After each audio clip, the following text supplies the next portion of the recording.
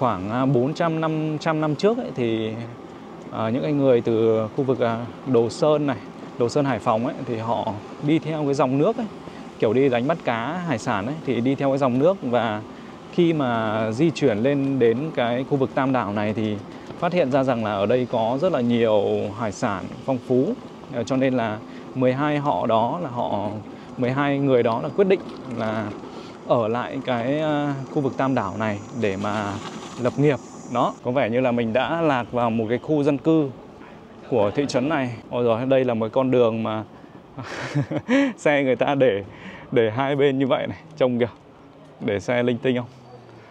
Tự dưng thấy một cái anh cảnh sát của bên phía Trung Quốc đi ở đằng sau và họ cũng bày la liệt ra ngoài đường. Đấy. Khi mà đi đến những ngôi làng ở nông thôn Trung Quốc ấy, thì tại vì đất rộng mà, cho nên là mọi người sẽ thấy rằng là có rất là nhiều những ngôi nhà to. Khi mà mình gặp một cái người lạ ấy, thì mình hay hỏi người ta rằng là cô chú anh chị có biết nói tiếng Kinh, tiếng Việt không? Đó.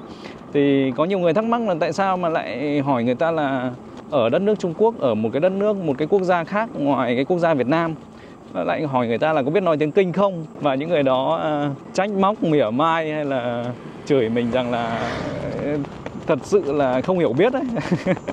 Tuy nhiên rằng là mọi người hãy thử nghe cái điều này xem nó có lý không nhá. Bởi vì rằng là các bạn thân mến, hiện tại thì mình đang di chuyển trên một con đường thuộc thị trấn Giang Bình của khu tự trị dân tộc Choang, Quảng Tây Trung Quốc. Và ngày hôm nay thì mình đang trên đường quay trở lại một trong 3 ngôi làng dân tộc Kinh. Và cái thị trấn này thì đã rất gần với ngôi làng Sơn Tâm. Tuy nhiên là khi mà đi đến đây thì mình không thể chịu đựng được cái thời tiết nắng nôi của mùa hè này nữa. Cho nên là mình nhất định phải đi tìm mua một cái mũ, cái nón nào đó để mà đội. Bởi vì là cái khí hậu ở đây thì nó cũng rất là có nhiều nét tương đồng với khí hậu của cái phía Bắc Việt Nam. Nhất là những cái giai đoạn trong những cái tháng mùa hè này thì trời nó rất là oi và nóng. Cái thời gian mình đang đi ở đây lại cũng vào khoảng buổi trưa nữa, cho nên là cái nắng nó lại càng gắt. Mình đang đi ở cái khu vực bên phía ngoài của thị trấn, cho nên là ở đây thì không có nhiều những cái cửa hàng đâu. Bây giờ mình sẽ đi vào bên này xem nào. Có vẻ như là mình đã lạc vào một cái khu dân cư của thị trấn này, không phải là cái khu chợ chính rồi. Ôi rồi, đây là một con đường mà xe người ta để hai bên như vậy này, trông kìa, để xe linh tinh không. Chỉ còn đủ cho cái việc là di chuyển một cái chiếc xe máy điện giống như mình. Chứ còn nếu mà một chiếc ô tô khác đi qua đây thì không thể nào mà đi được nữa. Ở bên này thì mình thấy có một cái đặc điểm là người ta đỗ xe ô tô rất là lung tung. Nó không theo một cái trình tự, một cái luật lệ nào cả. Người ta cứ đỗ ngược, đỗ xuôi, đỗ linh tinh hết cả. Đây này, bên này là ngược đường, người ta đỗ ngược đường như vậy. Ở những cái khu vực thị trấn hay kể cả những cái khu vực xa xôi của Trung Quốc ấy, thì hiếm khi nào mà chúng ta gặp được những cái bạn trẻ, trừ những cái bạn còn nhỏ, còn đang đi học tiểu học, trung học thì không nói làm gì. Nhưng mà những cái người mà lứa tuổi ở cái độ tuổi thanh niên, sinh viên, hay là tóm lại là những cái người mà trong cái khoảng là từ 18 cho đến khoảng 20 mấy, 30 mấy tuổi ấy, là hiếm khi nào mà chúng ta có thể gặp được những người như vậy ở những khu vực xa xôi của Trung Quốc. Bởi vì là họ ở đây họ có cái xu hướng là họ sẽ đi lên những cái thành phố lớn để lập nghiệp. Bây giờ thì mình đang vẫn chưa thấy một cái cửa hàng nào cả. Có lẽ là cái khu vực mình đang đi ở đây thì không phải là cái khu chợ chính ấy. Bây giờ thì có lẽ là mình sẽ phải quay lại cái phía đằng sau thôi. Vì cái phía đằng sau đấy thì giống với một cái khu chợ hơn. Tự dưng thấy một cái anh cảnh sát của bên phía Trung Quốc đi ở đằng sau, và mặc dù là mình không có lỗi gì đâu, tuy nhiên là cũng hơi sợ một chút.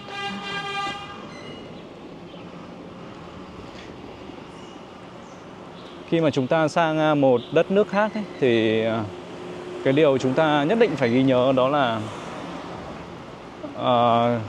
cầm cái cuốn sổ ấy. Ví dụ như là đi ở gần khu vực biên giới thì chúng ta nhất định là phải luôn luôn mang theo cái cuốn sổ thông hành. Còn nếu như mà đi sâu hơn thì chúng ta nhất định là cũng phải cầm cái hộ chiếu. Bởi vì là cảnh sát Trung Quốc hay kể cả cảnh sát nước ngoài thì mình cũng không có rõ lắm, nhưng mà mình hay sang Trung Quốc thì họ có thể kiểm tra mình bất cứ lúc nào. Và nếu như mà thấy mình không có đem theo cái cuốn sổ hộ chiếu hoặc là thông hành ấy, thì họ có thể bắt phạt mình, phạt tiền, hoặc là người ta sẽ nhốt mình một vài ngày nào đó để mà người ta kiểm tra đấy. Một người bạn của mình đã gặp phải cái trường hợp đó và kể lại với mình. Đúng là khu đằng trước chính là một cái khu vực chợ rồi. Bắt đầu thấy rất là nhiều những cái người già, người ta bán hàng, bán rau, bán quả. Họ cũng bày la liệt ra ngoài đường đấy, ra cái khu vực là ngay phía bên ngoài đường này. Trong này là cái khu chợ. Hay là mình cũng thử vào cái khu chợ này để xem bên trong như nào nhỉ? Bởi vì là cái khu chợ này thì mình cũng chưa từng vào đó đâu. Wow, đây là một cửa hàng bán giày dép. Đây này, ở đây có bán mũ này. Có lẽ là mình sẽ phải vào mua một cái mũ thôi. Nóng quá rồi. Ni hao, ni hao. Bạn đi. Ok. Mũ nào được nhỉ? Có khi là đội mũ này. Tour số chả? 这种啊？这13块。 13 này. Ok, có lẽ là lấy cái mũ này đội cho nó full. Ok. 拿这个是吧？拿这个。拿袋子给你装还是现在带？đội. 现在带了是吧？ 13 đồng. 谢谢。 Đây rồi, và mình đã mua được một cái mũ như vậy rồi. 13 tệ. 13 tệ nó tương đương với khoảng là, xem nào, hiện tại thì cái tỷ giá nó khoảng 3.500, 3.600. Thì 13 tệ là cũng khoảng 40 mấy, 50 nghìn đấy nhỉ, 40 mấy nghìn. Để mình đội mũ đã. Mình vừa mua được cái mũ này rồi mọi người ạ. Cái mũ này thì nó có cái vành nó rộng ấy, thì che nắng nó tốt, với cả là có hai cái bên này, chúng ta có thể che luôn cả cái vùng cổ. Ở đây có cái cúc nữa. Lần đầu tiên mà mình đội cái mũ giống kiểu như vậy, trông giống các cô đi đánh bắt hải sản ở bên Trung Quốc này. Rồi bây giờ thì mình sẽ di chuyển tiếp nhé. Mình vẫn đang ở cái khu vực chợ của bên thị trấn Giang Bình này đây. Hay là mình thử vào bên trong nhé, nhưng mà chưa biết là phải để xe như thế nào. Thấy mọi người đi xe vào thôi. Đây rồi, đây là cái khu vực không biết là có phải cổng chính không nữa. Ở ngoài này thì họ bán rau rất là nhiều đây. Họ bán chính ra là như vậy cũng khá là sớm, bởi vì là bây giờ mới có khoảng 1 đến 2 giờ chiều thôi mà thấy mọi người đã có vẻ là không ngủ trưa và cũng khá là tấp nập rồi đây. Wow, hải sản này. Đây là một cái quầy hàng có nhiều đồ khô. Trong này là cái khu vực đình chợ. Ở đây bán cũng khá là nhiều hải sản đấy chứ. Con hàu này. Cái thị trấn này thì cách với khu vực biển, theo như mình tính nó sẽ khoảng tầm cũng khoảng 5 cây ấy, 5 km, 5 đến 7 km. Xa hơn ấy, có thể là khoảng 8 đến 10 km. Chỗ này là lại là cái đường đi ra mất rồi. Mình sẽ quay lại để vào cái khu vực đình chợ, nó sẽ có nhiều thứ hơn để cho mọi người xem. Trời lúc nắng lúc mưa nó đang rất là oi.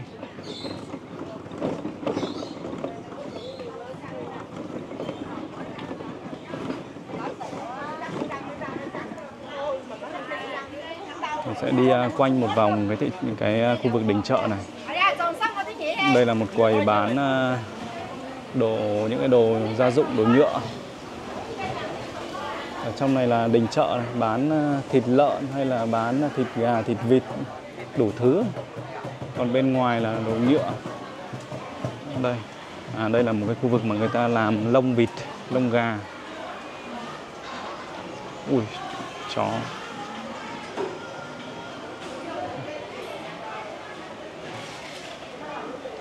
Đình chợ này cái phong cách nó cũng giống như những cái khu chợ ở Việt Nam, cũng không khác biệt. Bên này là quầy bán hoa quả này, bán chăn gối này.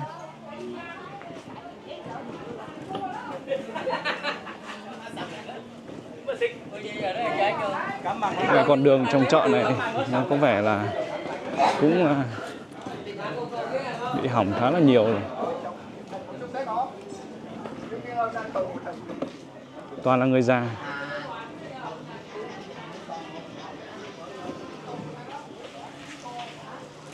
Mình lại đi lạc ra phía bên ngoài này rồi.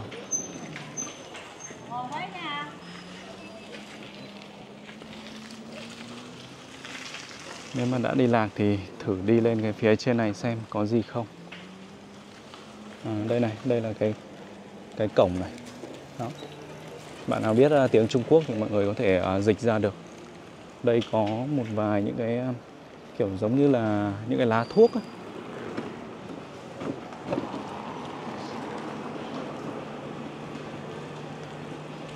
Qua những cái đoạn hình ảnh video vừa rồi thì mọi người có cảm nhận gì về cái thị trấn này không?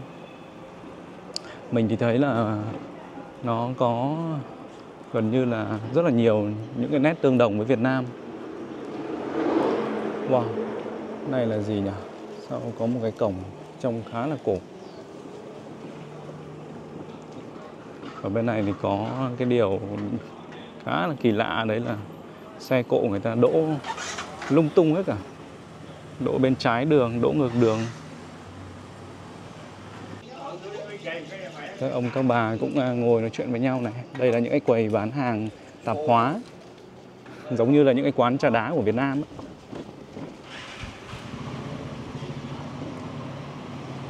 Thị trấn này thấy nhiều nhà cũng cũ thôi, có vẻ như là nó cũng khá là lâu đời rồi ấy.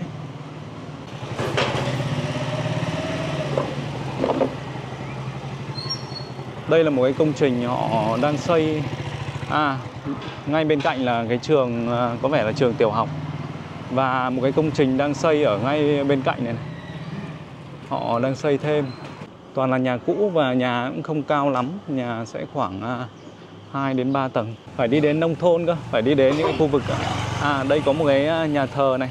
Đây có một cái nhà thờ. Đấy. Thờ bên phía Trung Quốc. Nhà thờ này cũng khá là nhỏ. Tiếc quá, mình không rõ tiếng Trung cho nên là đi đến những cái địa điểm như vậy. Nếu như mà có hiểu biết về tiếng Trung ấy, thì có thể đọc được những cái mô tả của họ ở những cái địa điểm ấy. Cho nên là khi mà không biết tiếng thì nó hơi khó. Ví dụ như là cái khu vực nhà thờ này, mình cũng rất là muốn vào để đọc những cái mô tả về cái nhà thờ này có từ năm nào, được xây dựng từ năm nào và những cái thông tin khác ấy. Tuy nhiên là không biết tiếng thì chịu.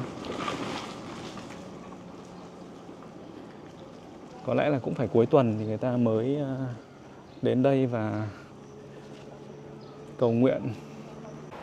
Cái mũ này có cái cúc ở đây nhưng mà nó không phải thiết kế để hai cái này nó đóng lại với nhau được. Cho nên là nó chỉ được như này thôi. Khi mà mình đi bộ ấy thì nó chả sao cả, nhưng mà lúc mà đi xe thì nó có gió ấy, cho nên là rất là dễ tuột. Và bây giờ mình phải đi tiếp thôi. Đang nói về cái câu chuyện là buôn bán người ấy, thì có lẽ là những cái việc mà liên quan đến buôn bán người hoặc là lấy cô dâu Việt Nam lấy chồng Trung Quốc này kia ấy, thì đó là câu chuyện của rất là nhiều năm trước rồi, của phải 10-20 năm trước rồi. Bởi vì là những cái người mà mình gặp và lấy chồng Trung Quốc cái thời gian trước mình có quay video ấy, thì họ đều đã bị bán sang đây, nói chung là cũng khoảng từ 30 năm trở lên hết rồi.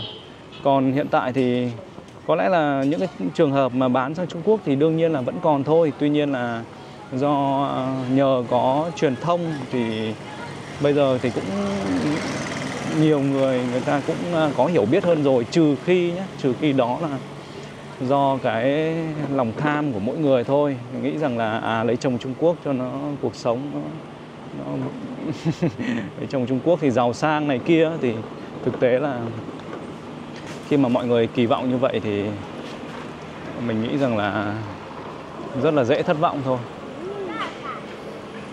Bởi vì là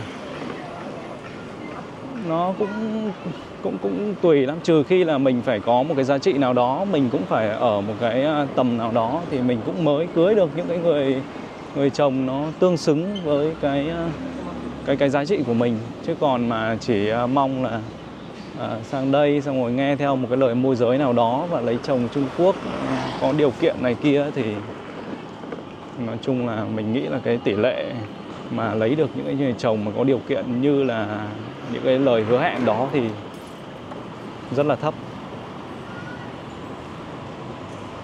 Đây này, cái cổng này người ta còn ghi chú bằng tiếng Việt luôn, đó là thị trấn nổi tiếng văn hóa đặc sắc Quảng Tây. Đó. Thôi có lẽ là bây giờ thì mình sẽ tiếp tục đi về cái hướng ngôi làng Sơn Tâm. Bây giờ đang dừng đèn đỏ. Ở đây thì một cái ngã tư, và những cái ngã tư của Trung Quốc ấy, họ thiết kế là mỗi một cái chiều ấy, mỗi một cái chiều, mỗi cái hướng để đi ấy, thì đều có một cái cột điện riêng biệt, một cái cột đèn ấy nó riêng biệt. Đi được rồi. Ở bên Trung Quốc này thì nó gần như là tương đồng phải đến 90-95% so với những cái khu vực Việt Nam của mình ở phía miền Bắc. Chỉ tiếc là không có những cái cửa hàng bán trà đá, không có trà đá thuốc lào thôi. Đây là một cái có vẻ như là một cái khách sạn của họ khá là cũ. Khách sạn bên này rất là rẻ luôn đấy mọi người ạ.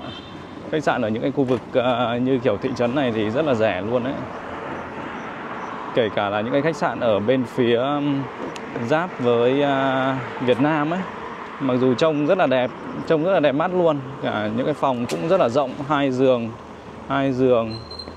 Nó phải cỡ khách sạn 3 sao, 4 sao của Việt Nam. Tuy nhiên là cái chi phí thuê ấy, nó chỉ khoảng từ 200 đến 300 nghìn thôi. Có rất là nhiều những cái khách sạn kiểu như vậy. Bên này thì giá nhà hiện tại cũng đang giảm rất là mạnh. Giá nhà, giá đất ấy, đất đai nó rẻ hơn Việt Nam nhiều. Đất nó rộng, đất bên này rộng. Ở bên này á, ví dụ như là những cái người mẹ Việt Nam khi mà chăm sóc con cái ấy, thì giả sử như là ví dụ như là hay mắng con rằng là nếu mà hư thì bán sang Trung Quốc này kia.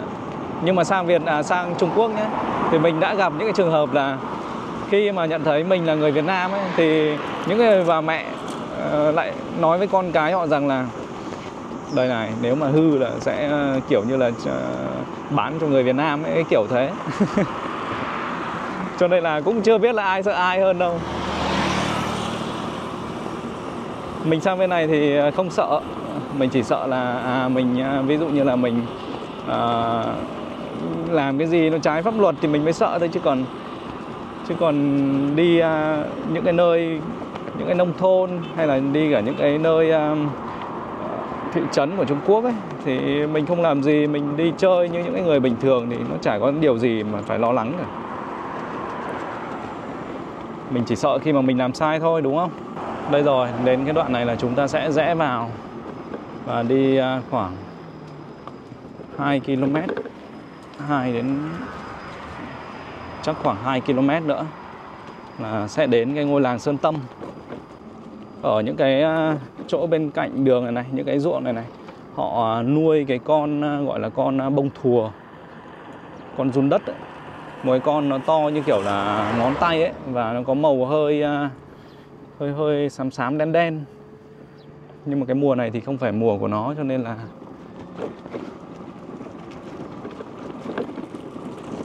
không thấy gì cả. Mình chỉ cần vào đến cái đoạn đường này thôi nhá, mình có thể khẳng định là phải đến 70-80% là những cái người mình gặp trên đường ấy, họ đều có thể nói được tiếng Việt. Mà để mà nói thêm về cái vấn đề là nói tiếng Việt hay tiếng Kinh ấy, thì mình phải giải thích như này. Bởi vì là mình đã làm nhiều những cái clip về cái khu vực ở bên những ngôi làng dân tộc Kinh này rồi. Và như mọi người có thể thấy là khi mà mình gặp một cái người lạ ấy, thì mình hay hỏi người ta rằng là cô chú anh chị có biết nói tiếng Kinh, tiếng Việt không? Đó. Thì có nhiều người thắc mắc là tại sao mà lại hỏi người ta là ở đất nước Trung Quốc, ở một cái đất nước, một cái quốc gia khác ngoài cái quốc gia Việt Nam, lại hỏi người ta là có biết nói tiếng Kinh không. Và những người đó trách móc, mỉa mai hay là chửi mình rằng là thật sự là không hiểu biết ấy. Tuy nhiên rằng là mọi người hãy thử nghe cái điều này xem nó có lý không nhá. Bởi vì rằng là ở đây nhá, họ là người dân tộc Kinh của Trung Quốc. Đấy, là người dân tộc Kinh của Trung Quốc nhá, chứ không phải là người dân tộc Kinh của Việt Nam. Và cũng giống như là khi mà chúng ta đi đến những cái khu vực, những cái ngôi làng dân tộc ở bên Việt Nam, giả sử như là chúng ta đi đến Cao Bằng, đi đến Hà Giang, vào những cái khu của người Tày, người Nùng chẳng hạn, thì bây giờ mình hỏi người ta là cháu hay là cô chú, anh chị còn nói được tiếng Tày không, hay là còn nói được tiếng Nùng không, thì sang bên này mình cũng vậy thôi. Sang bên này thì mình cũng hỏi người ta rằng là mọi người còn nói được tiếng Kinh không? Bởi vì tiếng Kinh là tiếng dân tộc của họ. Đó, tiếng Kinh là tiếng dân tộc của họ nhé. Chẳng qua là cái tiếng Kinh này thì cũng chính là cái tiếng Việt của mình. Bởi vì là những cái người ở trong cái 3 ngôi làng này thì họ có nguồn gốc xa xưa là từ Việt Nam, đúng không? Đấy, thì khi mà mình giải thích như vậy thì không hiểu là mọi người còn có thắc mắc gì không? Bởi vì là có rất là nhiều người sẽ khi mà mới xem cái clip ấy và chưa hiểu rõ về cái dân tộc này ấy, thì chắc chắn là mọi người cũng sẽ có những cái câu hỏi như vậy ở trong đầu thôi. Bởi vì là cũng không phải là ai cũng đủ thời gian để xem hết những cái gì mình quay lên, hoặc là có thời gian để tìm hiểu. Đấy, cho nên là khi mà mình hỏi là mọi người có biết nói tiếng Kinh không ấy thì rất là nhiều người trách mình đấy. Bây giờ thì mình đang đi đến một cái ngôi đình nhỏ. Ngôi đình này thì không hiểu là nó có thuộc làng Sơn Tâm không. Ngày xưa thì mình đã từng đến đây để mà mình quay 2 tập.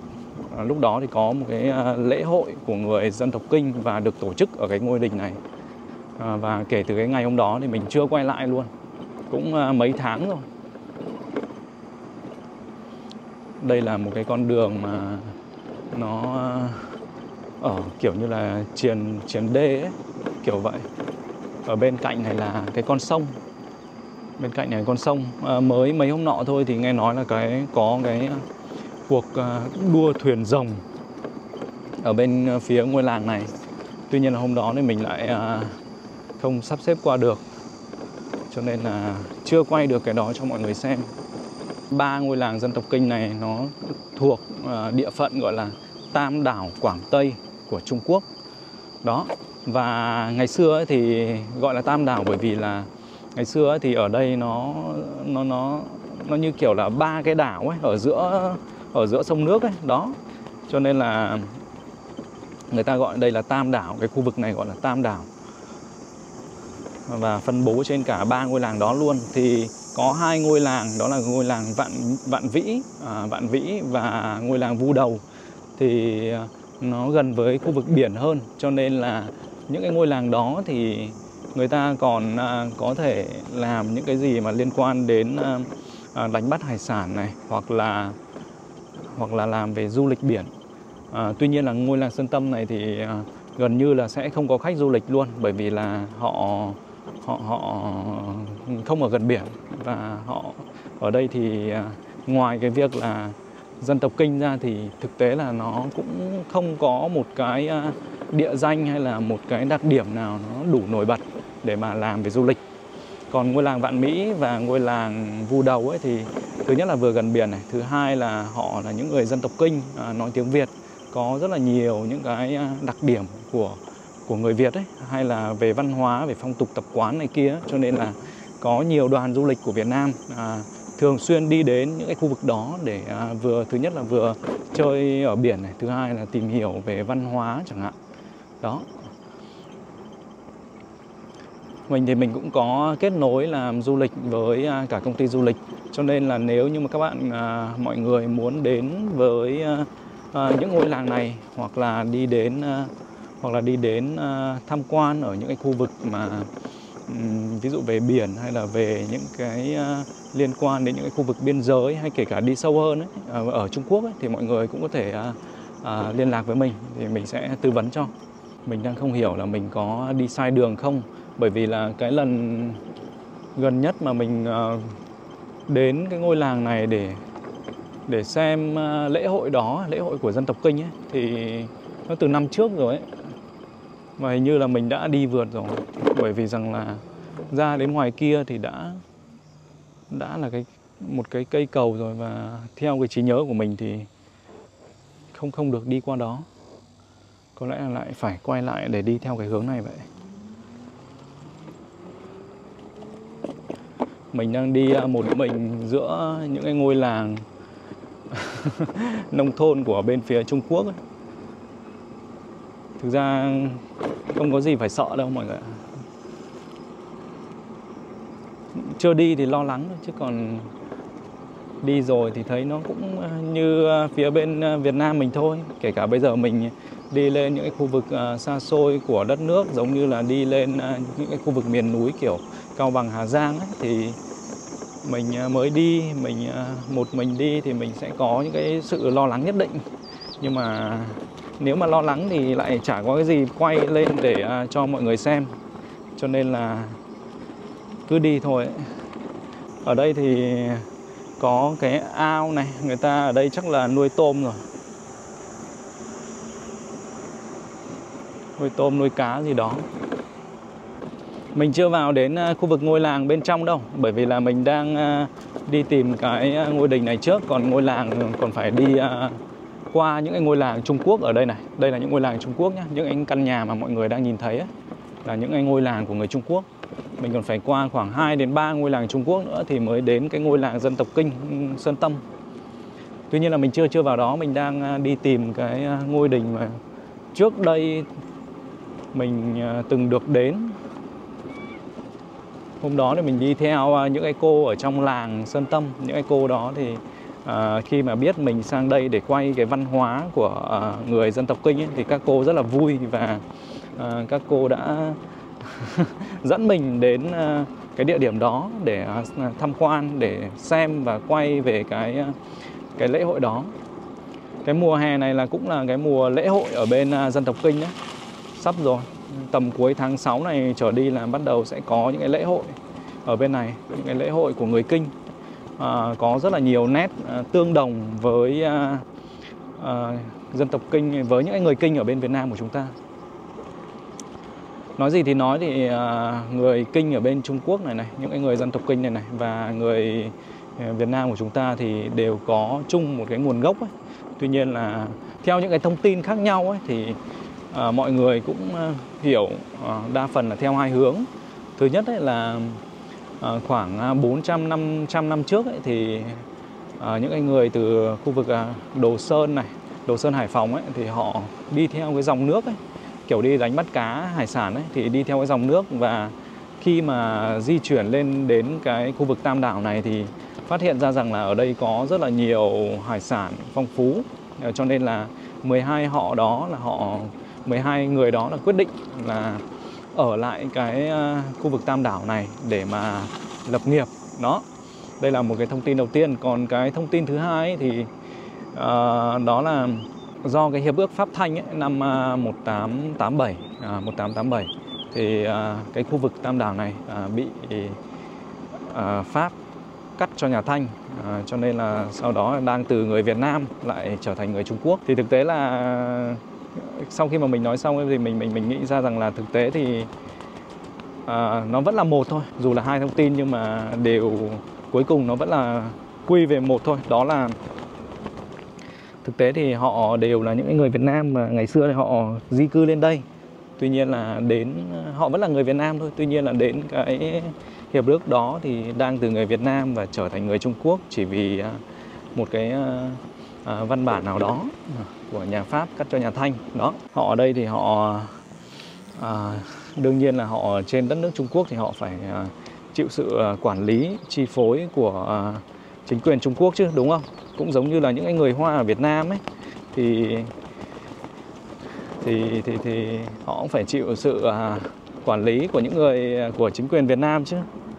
Cho nên là để mà nói là bây giờ khi mà chiến tranh xảy ra và bắt họ là phải theo bên nào ấy, thì thực tế là những cái câu hỏi như vậy thì nói thật là mình sẽ không bao giờ mình hỏi. Mặc dù là có rất là nhiều người vào comment bình luận rằng là sao không hỏi như này như kia. Tuy nhiên đây là những cái câu hỏi nó thật sự là nó đi vào lòng đất ấy. Hình như là mình đã quên mất cái con đường để dẫn đến cái ngôi đình đấy rồi. Đi mãi mà không thấy đâu cả. Mình còn không nhớ cả cái tên của cái ngôi đình đó cơ. Thế mới khổ chứ. Đến đây thì mới thấy là có rất là nhiều những cái cây hoa tím này này. Cây hoa giống như hoa sim ấy. Hình như là không phải cây sim đâu chứ nhỉ mọi người nhỉ? Kìa kìa. Cả một cái ruộng mà toàn những cái cây này. Tím ngắt luôn. Không phải cây sim, cây gì ấy nhỉ? Cây gì mà mình quên mất tên rồi ấy. Còn bên này thì lại là những cái ao. Hóa ra là ở đây họ làm về nuôi tôm, nuôi cá này nhiều thật đấy.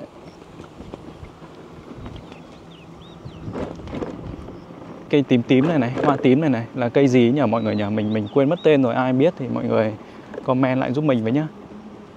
Mình đi dọc theo cái đường này thì không biết là có vào đến cái khu vực ngôi làng của người dân tộc Kinh không đây. Bởi vì là trước đó thì mình đi một vài lần mình toàn qua đường khác thôi. Hôm nay thì mình đang tiện thì mình đi tìm cái ngôi đình đó. Tuy nhiên là không thấy rồi. Nó ở một cái con đường khác là mình bị nhớ nhầm sang cái con đường này. Cho nên là bây giờ cứ đi theo con đường này thôi. Mình làm cái chủ đề dân tộc Kinh này thì chắc chắn là sẽ có nhiều những cái tranh cãi. Bởi vì là nó liên quan đến lịch sử. Đấy, mà lịch sử là những cái thứ mà nó rất là dễ gây tranh cãi. Bởi vì đó là những cái thông tin của trước đây ấy, của ngày xưa ấy. Cho nên là về những cái vấn đề mà liên quan đến nó lịch sử chính trị một chút ấy, thì mình cũng không dám đi sâu vào đâu. Mà mình chủ yếu là mình sẽ quay cho mọi người về cái cuộc sống của bên phía Trung Quốc này. Hoặc là cuộc sống của những người dân tộc Kinh ở cái khu vực 3 ngôi làng này. Để cho mọi người biết là cái đời sống của họ hiện tại như thế nào. Họ có những cái văn hóa, những cái phong tục hay là có những cái điều gì đặc biệt giống và khác nhau với những người Kinh ở Việt Nam không. Đó, đây là những cái thứ mà mình muốn hướng đến truyền tải cho mọi người xem. Chứ không phải là những cái gì mà liên quan quá sâu đến vấn đề về chính trị, tôn giáo hay là những cái liên quan đến tranh cãi đó. Khi mà đi đến những ngôi làng ở nông thôn Trung Quốc ấy, thì tại vì đất rộng mà, cho nên là mọi người sẽ thấy rằng là có rất là nhiều những ngôi nhà to. Ngôi nhà to đấy. Nhưng mà tuy nhiên ấy là họ xây thì họ cứ xây thế thôi ấy. Xây cho to, cho cố, cho to. Nhưng mà ở bên trong ấy gần như là không có cái gì nó đặc biệt ấy. Nó không nổi bật ấy. Nội thất các thứ thì nội thất thì sẽ không được như là những cái gì mà nhìn thấy bên ngoài thôi. Này, ví dụ đây là một cái ngôi nhà rất là to này. Những cái ngôi nhà này thì là những cái ngôi nhà nó là nhà dân đấy, chứ không phải là nhà kiểu là một cái cơ quan chính quyền gì đâu. Đó. Và họ sử dụng cái giàn giáo bằng gỗ nhá, bằng tre ấy. Đây này, kể cả bên này cũng vậy này, bằng tre nứa, bằng gỗ đấy, bằng cây tre ấy. Họ sử dụng những cái giàn giáo như vậy bởi vì có lẽ là bởi vì là ở đây gần đây ấy, thì nó có rất là nhiều những cái khu vực trồng cây tre ấy. Nó thứ nhất là nó vừa là tự nhiên, cái thứ hai là người ta trồng cũng rất là nhiều. Cho nên là sử dụng những cái vật liệu như vậy thì có thể là nó sẽ tiết kiệm hơn chẳng hạn. Đây lại là một ngôi nhà khác cũng đang xây dựng đây. Toàn là nhà dân thôi mọi người ạ. Ở đây họ xây nhà to lắm ấy. Có những ngôi nhà mà ban đầu mình cứ tưởng đấy là một cái cơ quan chính quyền nào đó, tuy nhiên hóa ra toàn là nhà dân. Đấy, nhà này đẹp nhá, nhà này to đẹp luôn, to đẹp mấy cũng toàn người già thôi. Mình lại đi vào một cái sân của cái ngôi làng nào đây rồi, mình còn không phân biệt được là bây giờ là mình đang ở đâu luôn đấy. Kia là những cái dụng cụ để thể dục này, một cái sân của cái khu làng, của cái khu dân cư này đấy. Thì đây là những cái dụng cụ để buổi chiều mọi người có thể ra đây tập thể dục. Khi mà mình nhìn thấy những cái này thì mình thấy là nó giống với những cái khu vực, những cái ngôi làng Việt Nam ấy, thì cũng có những cái dụng cụ như vậy của xã, của địa phương, của chính quyền người ta đầu tư, tài trợ. Ở những ngôi làng này thì mình thấy trồng rất là nhiều nhãn này, xong rồi thì là còn có quả nhãn này, mít này, nhãn mít rất là nhiều luôn. Cái ruộng này trồng ngô mà nhìn những cái cây ngô này trông có vẻ suy dinh dưỡng thiếu phân hay sao ạ. Ngô, khoai lang. Khi mà mình đi thẳng nữa là mình sẽ chuẩn bị đến với ngôi làng dân tộc Kinh của Sơn Tâm rồi. Đến đây là mình đã nhận ra những cái ngôi nhà mà mình hay đi qua rồi. Đấy, mọi người nhìn xem, nhà dân mà người ta xây to như thế luôn. Đường bê tông, đường làng là đường bê tông. Bên này người ta chẳng thấy trồng gì, toàn là cỏ thôi. Nuôi trâu cũng nhiều. Đường làng vắng tanh, hai bên đất bạt ngàn luôn, toàn là cỏ. Chỗ này sao người ta không trồng gì nhỉ? Đến đây là mình bắt đầu ngửi thấy những cái mùi của cỏ cây ấy, mùi của bùn đất. Ở đây thì không biết là rồi người ta sẽ trồng lúa gì không, hai bên đường này. Chứ hiện tại là thấy toàn là cỏ đấy. Bên này trồng rất là nhiều những cây bon này. Ui, trồng nhiều luôn đấy. Đây rồi, bắt đầu là chúng ta đã đến với ngôi làng dân tộc Kinh rồi. Đấy,